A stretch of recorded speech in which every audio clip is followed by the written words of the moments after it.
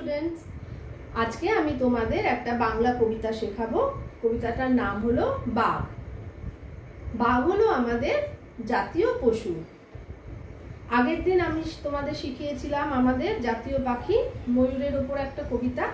আজকে শেখাবো আমাদের জাতীয় পশু বাঘের উপর একটা কবিতা। তাহলে কবিতাটা শুরু করি। বাঘ। হলদে কালো দেখতে ভালো, বাপরে কি ওর রাগ, হালুম হালুম ডাক ছাড়ে শোন, সুন্দরবনের বাঘ।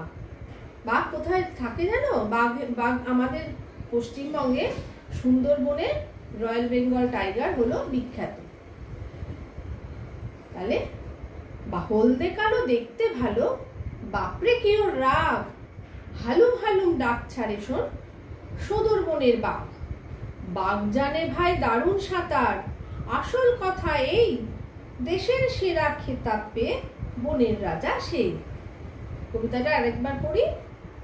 হলদে কালো দেখতে ভালো, বাপরে কি ওর রাগ, হালুম হালুম ডাক ছাড়ে শোন, সুন্দরবনের বাঘ।